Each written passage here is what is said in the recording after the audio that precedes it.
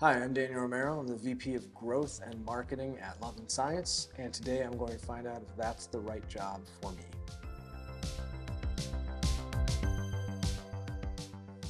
Okay, so I've pulled up a quiz from the Princeton Review. It's just a career quiz. I'll link it in the description. See if it can tell me a little bit more about who I am, what I should be doing, and all of that good stuff. All right, let's jump right in. Question number one. I would rather be a wildlife expert or I would rather be a public relations professional.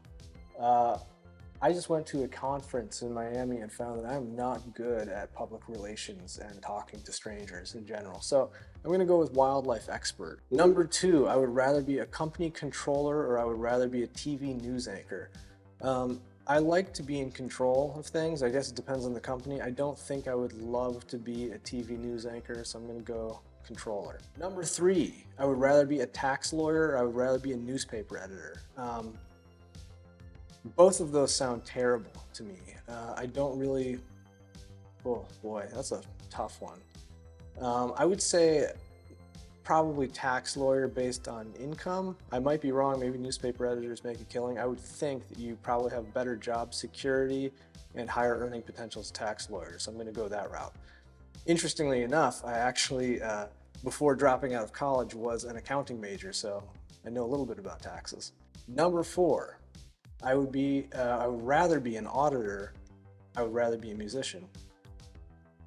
Um, I'm kind of both. I guess it depends on what the auditor is. One of my favorite things that I do at Love and Science is auditing. When I say auditing, I'm talking about looking at someone's ad account or even their website and just rolling through it and telling them what they're doing wrong, where there's opportunities to clean it up. I also have kind of, been a musician in the past. I play a lot of instruments, not super well, but I play them just enough to write songs. The stressful thing about being a musician is that fear, what if I can't keep writing anything? So even though it's more fun to be a musician when it's working, I'm going to go ahead and say auditor.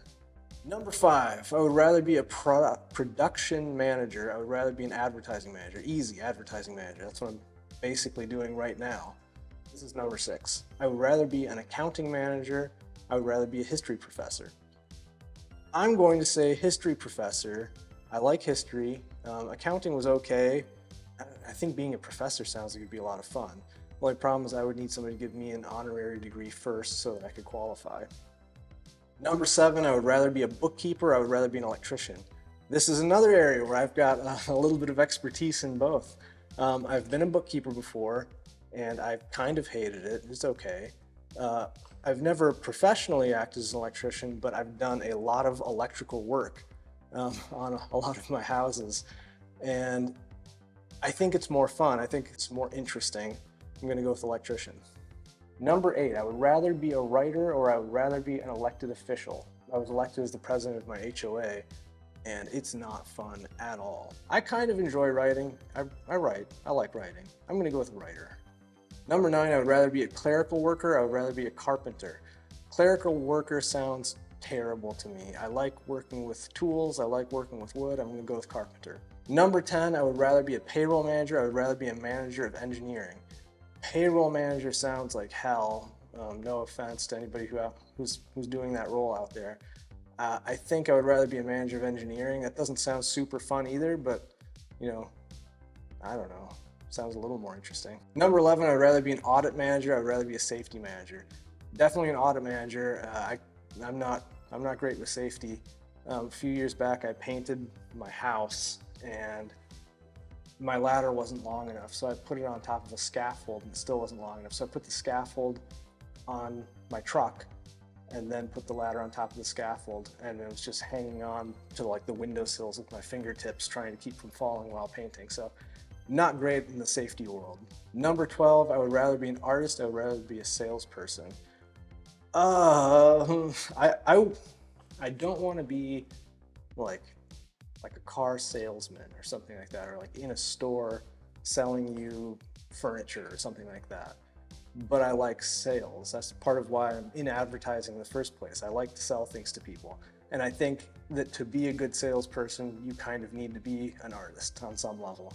Um, As far as being an artist, that's pretty vague. It could be a musician, it could be a painter, I don't know. I'm terrible at all things visual art.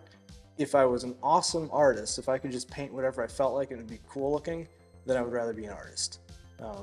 But I'm just gonna say artist anyway.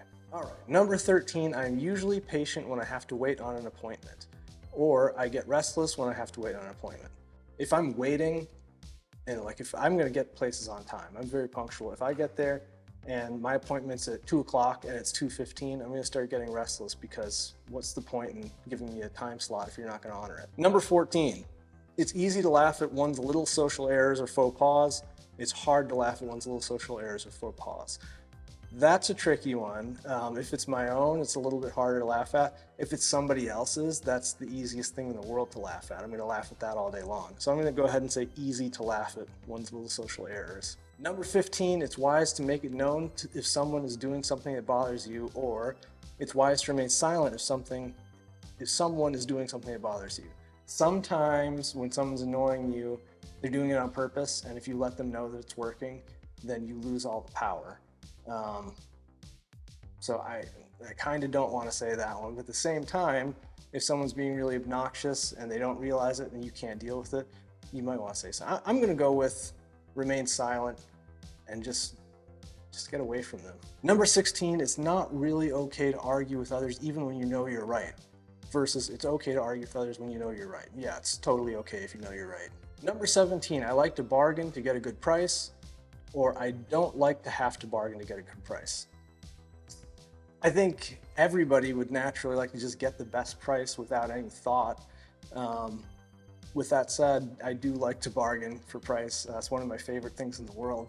I get a lot of crap from people because I'm constantly switching out my cars, because car negotiations are one of my favorite things in the world. But I'm going to go ahead and say I don't like to have to bargain to get a good price because I'm lazy and I would like to just have the best price automatically. Number 18, it's easy to be outgoing and sociable at a party with strangers. It's hard to be outgoing and sociable at a party with strangers. Super hard for me. Like I mentioned, I was at a conference and it was just impossible. It was so hard for me. By the end of the day, I was like just exhausted, like I'd run a marathon. All I had to do was introduce myself to people, and it was brutal. Number 19, I would read the instructions first when putting new toys together for a child, versus I would jump in and start putting new toys together for a child. I'm a jump in kind of guy for the most part. I'll review the instructions just to make sure, but for the most part, I'm just gonna start working on it.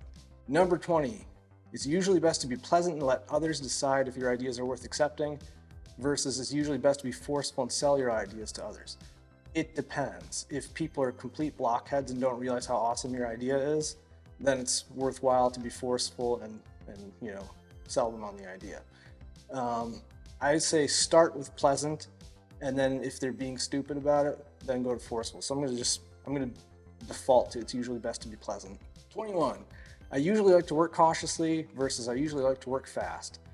Fast. 22. I generally prefer to work quietly with a minimum of wasted movement, or I generally prefer to move around and burn some energy while I work. If I'm on a phone call, then I have to walk around. I can't sit on a phone call like at a desk. It doesn't work.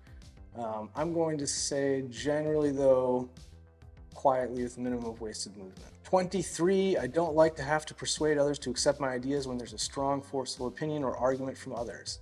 Or I like to sell and promote my ideas with others even when it takes some argument. Again, I'm kind of lazy. I would rather people just heard my idea and said, yeah, that's great, we're doing it. Number 24, it is better to listen carefully and be sure you understand when topics are being discussed, or it's better to speak up quickly and be heard when topics are being discussed. I go the listening route. Sometimes people think I'm not even paying attention because I'm listening so hard. I don't like to talk until I know that the statement's been made and that I have the pieces together and can process it. So definitely listen carefully and be sure you understand. All right. They said I have to sign up to view the quiz results, which is just bogus, but I'm gonna do it just so we can find out what the answers really are. They want me to choose if I'm a student or a working professional. I'm a working professional. Highest level of education, some college credit, no degree. High school graduation year, 2004, 20 years ago almost. What area of study appeals to you? I don't want to study anything at this point, unless it's for fun. I don't see history on here as an option. That would be what I'm going to say humanities. All right, I tried to create the account and it says, whoops, something went wrong. Please close your browser and try again or contact customer support. So that's really stupid. These creeps. I guess we don't get to know what I am. Oh, wait, I refreshed the screen. Here we go. Quiz results. This is the worst explanation I've ever seen of anything. This is terrible. Okay. It says, after you complete the Princeton Review Career Quiz, we will show you careers that match the style and interest colors you created. The colors have particular meanings. Red is expediting, green is communicating, blue is planning, yellow is administrating. Then they get into your interests. Interests describe the types of activities that you're drawn to. These will need to be present in a job or career that you are considering if you are to stay motivated. It's important to note that interest in activity does not necessarily indicate skill. That's good to know, because I have a lot of interests that I'm not skilled in. All right, yellow. People with yellow interests like job responsibilities include organizing and systematizing, and professions that are detail-oriented, predictable, and objective. People with yellow interests enjoy activities that include ordering, numbering, scheduling, systematizing, preserving, maintaining, measuring, specifying details, and archiving, which often lead to work in research, banking, accounting, systems analysis, tax law, finance, government work, and engineering. All of that sounds like hell to me. I don't want to be numbering, ordering, systematizing, any of that stuff. Preserving, maybe, especially if it was like preserving fruits, I'd be interested in that. But man, most of that just sounds terrible. So your style is the next section here. Style describes the strengths that you could bring to a work environment when you are at your best. This is the way you like to get results. A work environment in which your strengths are appreciated is a big part of your career satisfaction. So my style is blue, which, going back up to it, was planning, which already planning does not sound like a thing that I like to do in general, but let's see what they say. People with blue styles prefer to perform their job responsibilities in a manner that's supportive and helpful to others with a minimum of confrontation.